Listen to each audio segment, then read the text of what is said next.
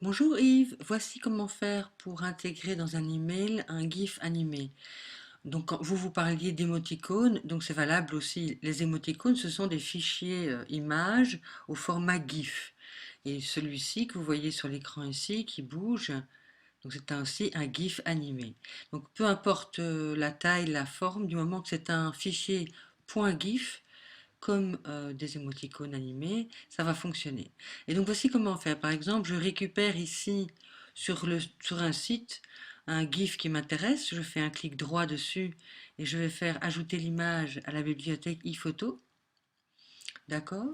Et donc l'image s'ajoute à ma bibliothèque. Ensuite, je vais dans mon logiciel mail, je vais ouvrir un nouvel email et je vais aller ajouter, en cliquant sur l'icône ici au-dessus, je vais aller ajouter une image que je vais récupérer dans ma bibliothèque iPhoto, que voilà.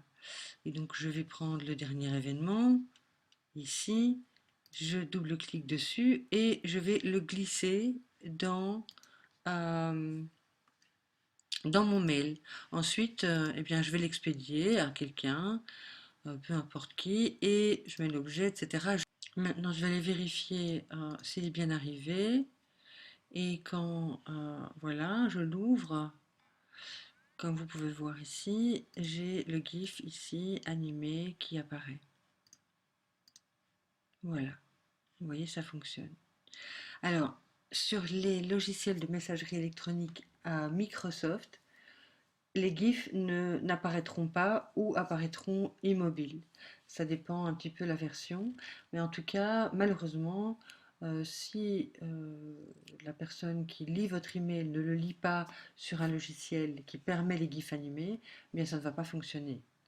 Alors je vous mets la liste juste en dessous du lien de cette vidéo de tous les logiciels, et toutes les messageries sur lesquelles les GIFs animés fonctionnent. Voilà Yves, si vous avez d'autres questions, n'hésitez pas. À bientôt.